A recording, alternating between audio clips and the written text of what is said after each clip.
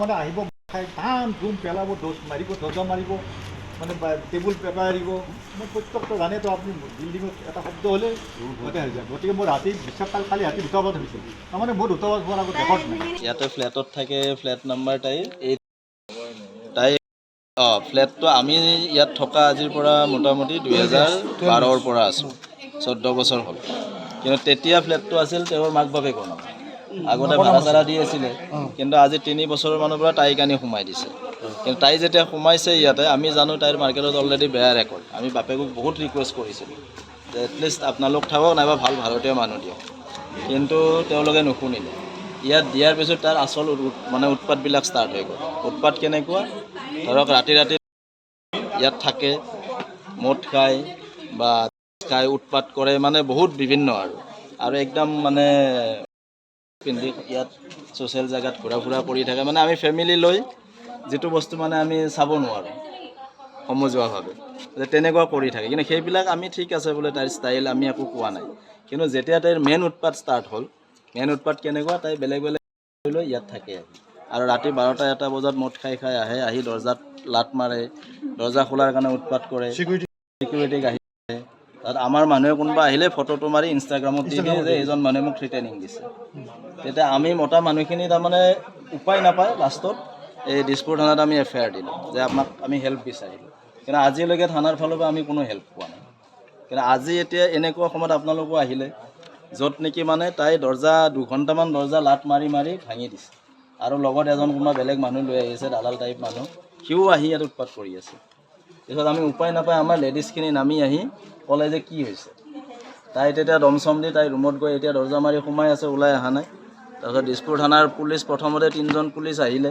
সেই 3জন পুলিচে যিজন দালাল আছিলে তাক উঠাই লৈ গুচি গ'ল, ক'লে যে লেডিজ পুলিচ আহিব। তাৰপিছত তাৰ খবৰ চবৰ নাই।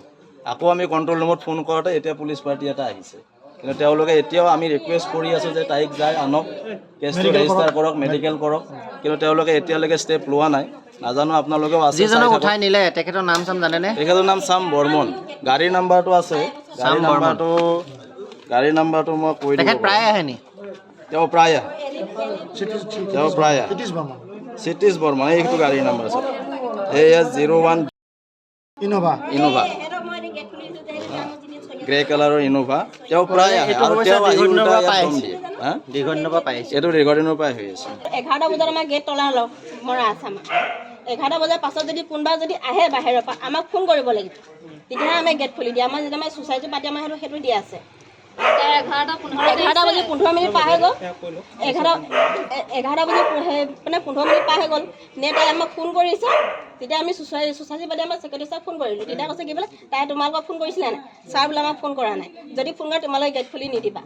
কোনটো কথাত মাৰিছে মানে মই কৈছোঁ বভেনেও কথা পাতি আছিলোঁ, বভেনেও কথা পাতি নহয় শিৱৰ দিন লাগে সেইটো গেট ঘূৰি আছে। গেট ঘূৰিয়াই পিনি তাৰমানে আমি গেটখন খুলি নিদিয়াৰ কাৰণে আমাৰ এতিয়া যিটো আমাৰ এতিয়া ছ'চাইটি পাতি যিটো আমাক দিছে, আমিতো সেইটো কৰিব লাগিব।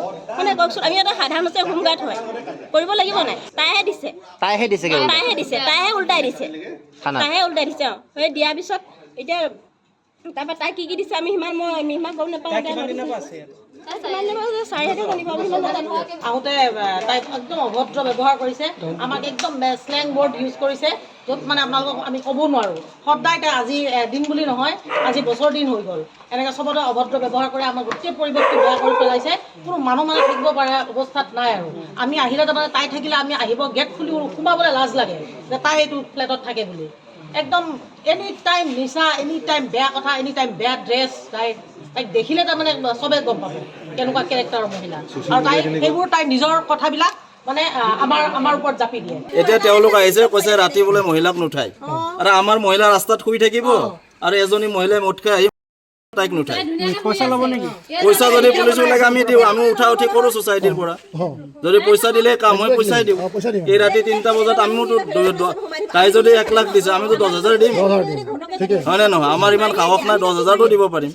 যদি পুলিচে পইচাটোৱে বিক্ৰী হয়, তে সঁচা কথা আমাক কিয় নকয় পুলিচে যে পইচা দিয়ক উঠাই নিওঁ?